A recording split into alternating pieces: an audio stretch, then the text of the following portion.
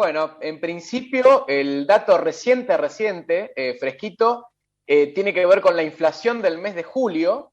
La acaba de publicar el INDEC, fue de 3% en julio.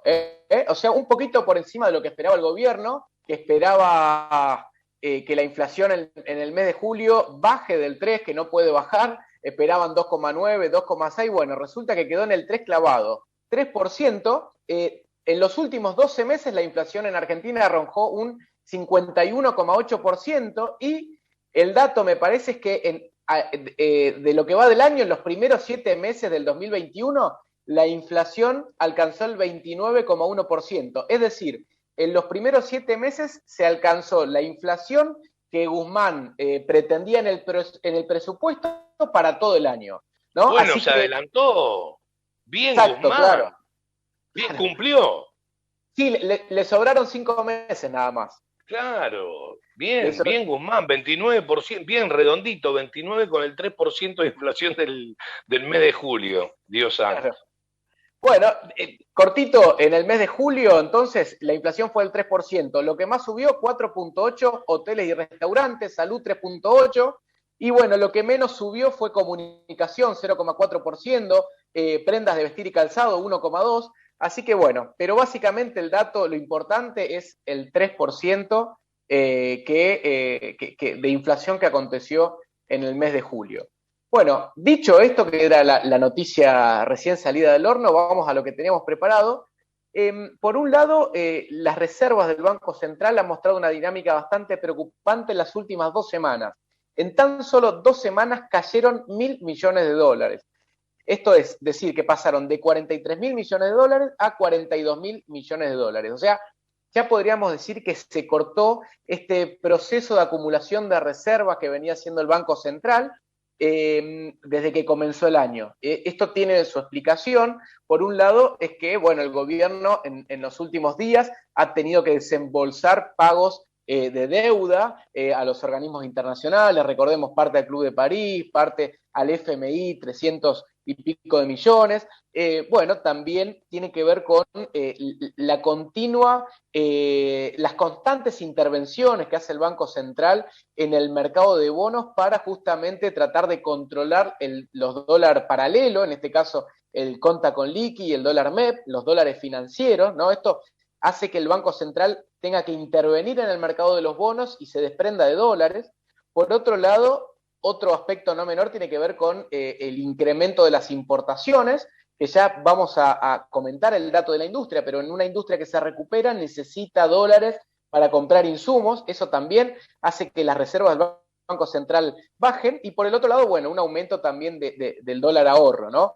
Y si a esto le sumamos que ya las liquidaciones del agro dejan de, digamos, abandonan un poco la dinámica que tuvieron durante los primeros 6 meses, bueno, tenemos este resultado, ¿no? Que como decíamos, en 2 semanas las reservas cayeron 1.000 millones de dólares.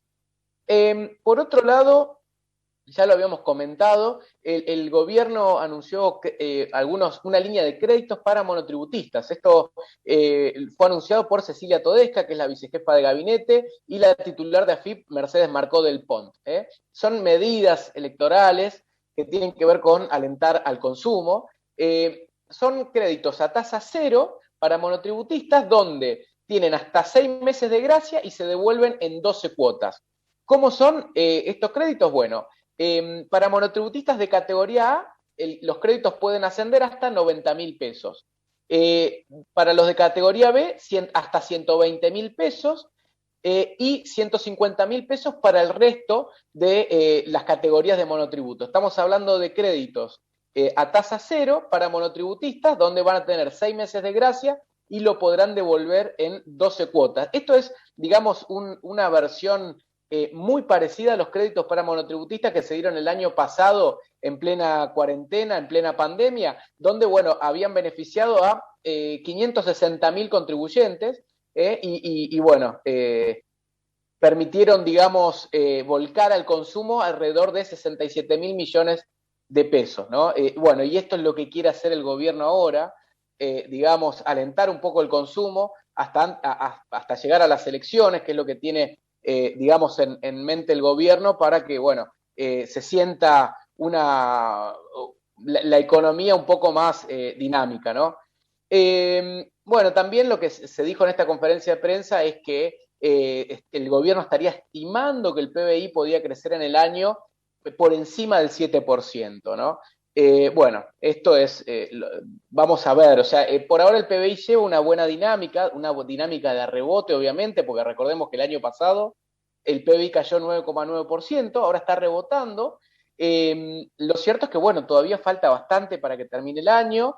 Hay que ver qué pasa con la variante Delta, hay que ver qué pasa con la economía, cómo se llega a las elecciones, pero bueno, lo que está estimando el gobierno es que la economía este año rebote por encima del 7%.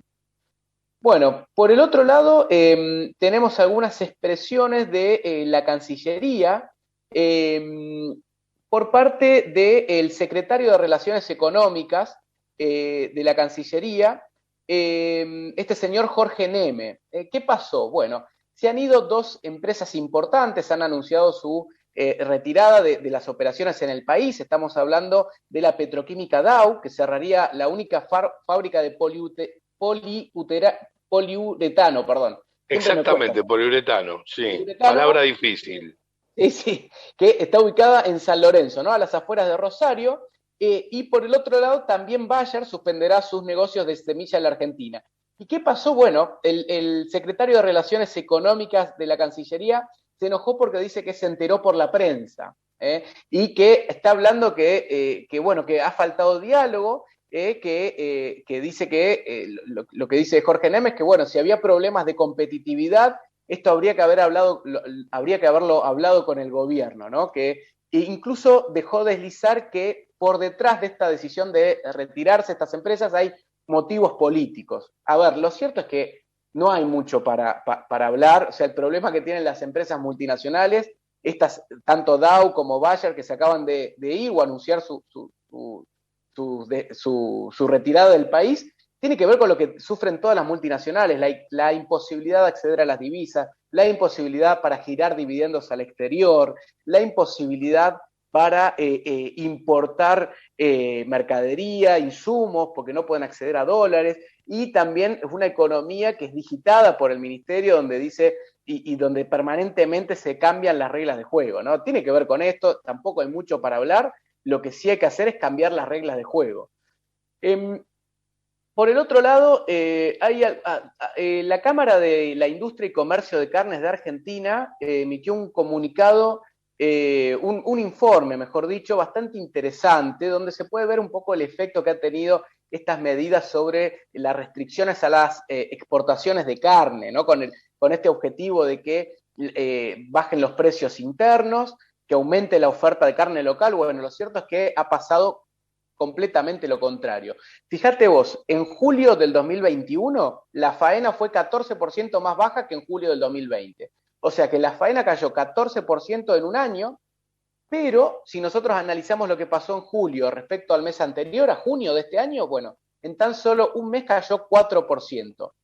Y por lo tanto, en el desempeño que han tenido los precios en la góndola de la carne, fíjate lo que ha sucedido. La carne aumentó 6% en abril, 8% en junio, y recién en julio se empezó a contraer un poquito, se acomodó y bajó 0,9%, ¿no? Fíjate la impresionante suba que ha tenido la carne desde que se implementaron estas noticias. Por el otro lado, también hace algunas semanas charlábamos de que se espera que haya más o menos 1 millón de cabezas de ganado menos para el año que viene, ¿no? Tampoco la gente del campo se siente muy incentivada a invertir en estas condiciones. Y hablando de esto, también es importante destacar que en el día de ayer la legislatura neuquina aprobó un proyecto de la diputada Leticia Esteves que para pedirle al gobierno nacional que dé marcha atrás con las restricciones a las exportaciones. Me parece bien la iniciativa de la diputada provincial y de la legislatura, que fue acompañado por casi todos los bloques, menos por el bloque del Frente de Todos, con el objetivo de solicitarle al gobierno nacional bueno, que se eche para atrás en esta medida que la verdad que nunca funcionó. Y la historia más reciente fue en la época del kirchnerismo, donde estuvieron restringidas las exportaciones por más de 10 años y fue un desastre en cuestión de precios y de producción.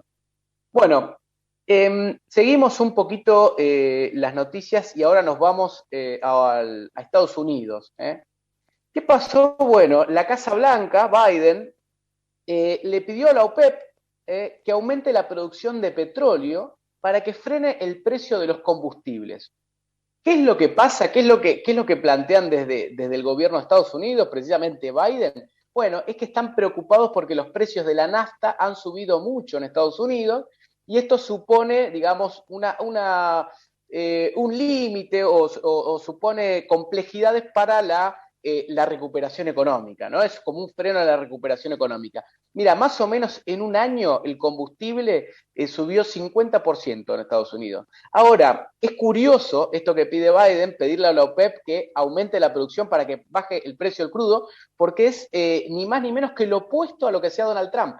Donald Trump lo que le pedía a la gente de la OPEP es que disminuya la producción para que suba el precio del crudo, porque de esta manera las empresas petroleras de Estados Unidos podían, bueno, esto incentivaba las exploraciones de petróleo, la extracción de petróleo, porque tengamos en cuenta que Estados Unidos, digamos, ha explotado mucho el tema del fracking, que tiene costos más altos que la extracción de petróleo, digamos, tradicional. Y bueno, Trump en este sentido siempre instaba a la OPEP a que baje la producción para que suban los precios y que sea rentable y esto le pueda dar un impulso a la producción petrolera en Estados Unidos, a las empresas en Estados Unidos. Bueno, Biden es todo lo contrario, ¿no? Esto tiene atrás un trasfondo que ya lo vamos a charlar, que tiene que ver con la inflación de Estados Unidos, ¿no? Por el otro lado, la industria petrolera salió a criticar este pedido de Biden para que, instando a la OPEP para que baje el precio del crudo. Y por el otro lado, muy interesante esto, ¿no? Los republicanos lo que han hecho es acusar a los demócratas de que lo que le están diciendo es, che, el combustible sube porque el gobierno está gastando mucho, está emitiendo mucho y no tiene que ver con la producción de petróleo, sino que es un tema inflacionario que tiene Estados Unidos por el gasto desmedido e imprudente de la administración de Biden, ¿no? Esto es lo que están diciendo los republicanos, que en este sentido me parece que tienen razón. No es la culpa de la inflación de Estados Unidos el precio del petróleo, sino que tiene que ver con una política monetaria expansionista en el marco de la recuperación del COVID que está llevando adelante Biden. En este sentido, ayer la inflación de Estados Unidos, se dio el dato ayer de la inflación de Estados Unidos en el mes de julio. En términos interanuales, o sea, de julio a julio, en los últimos 12 meses, la inflación en Estados Unidos fue del 5,4%. Y más precisamente, la inflación en julio fue del 0,5%, bastante más baja que la que había acontecido el mes anterior, en junio, donde había subido un 0,9%. Y claro, uno de los sectores que más han subido de precio es el de la energía. Por esto justamente el pedido de Biden a las empresas de la OPEP, a la OPEP básicamente, a los países de la OPEP, para que aumente su producción y que puedan bajar el precio, ¿no? Bueno, también ayer algo, Silvio, vos mencionaste sobre el plan de infraestructura que aprobó el Congreso. En este caso lo aprobó la Cámara Alta, ¿no? Todavía falta que pase por diputados. Bueno, se aprobó un plan muy ambicioso de infraestructura para Estados Unidos de 1,2 billones de dólares, ¿no? Es un plan que apunta a recuperar el crecimiento económico, a recuperar puestos de trabajo, a darle un impulso a la economía y la mayor parte de este presupuesto se va a centrar en reparación de rutas, puentes, autopistas y también el impulso al ferrocarril de pasajeros y mercancías, ¿no? También con un fuerte eje en lo que tiene que ver con el cambio climático. Y una cuestión muy curiosa es que, bueno, en Estados Unidos hay problemas con el suministro de agua y este plan de infraestructura lo que apunta es a reemplazar las tuberías de plomo, ¿no? Así que, bueno, esto es algo que se va a llevar a cabo en Estados Unidos.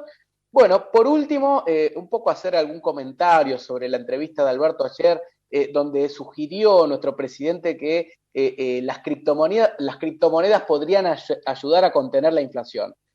Lo que dijo Alberto Fernández es básicamente no hay que negarse porque tal vez es un buen camino, ¿no? Se refería a Alberto a las criptomonedas en el sentido de controlar o disminuir la inflación. Bueno, Lo que pasa es que Alberto tiene una confusión conceptual muy importante, digamos, ¿no?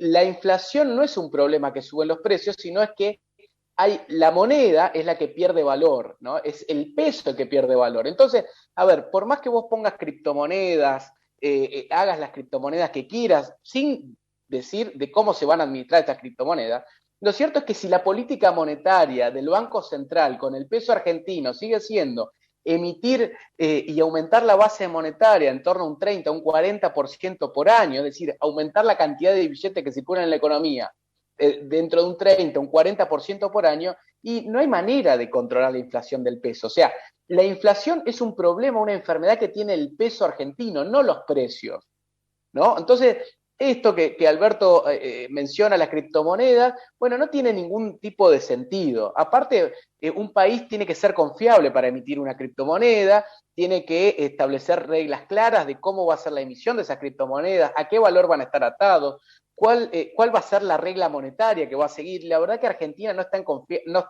en condiciones de generar ninguno de estas cuestiones. Y por último, la última noticia tiene que ver con un informe que publicó ayer el INDEC. Esto tiene que ver con la capacidad instalada de la industria. ¿Qué es este informe? Bueno, este indicador lo que dice es, lo que indica es justamente el porcentaje de la industria que está activa, es decir, de toda la capacidad productiva que vos tenés, qué porcentaje se está utilizando, ¿no? Y esto es un relevamiento que se hace en un panel de entre 600 a 700 empresas. Y acá hay buenas noticias, ¿no? En el mes de junio, estas estadísticas son del mes de junio, bueno, la capacidad instalada de la industria se ubica en el casi 65%. Esto es un muy buen nivel, es un nivel de la industria de más o menos del año 2018, parecido a ese año, es decir, que de todo lo que hay, de toda la maquinaria, de todas las herramientas que hay para producir, se está utilizando el 65% en términos de la industria, y bueno, la industria que más está utilizando su capacidad tiene que ver con la industria metálicas básicas, casi un 80%, y la que menos es la industria automotriz. Pero en sí es una muy buena noticia. Bueno, esas serían las noticias en el plano económico, Silvio.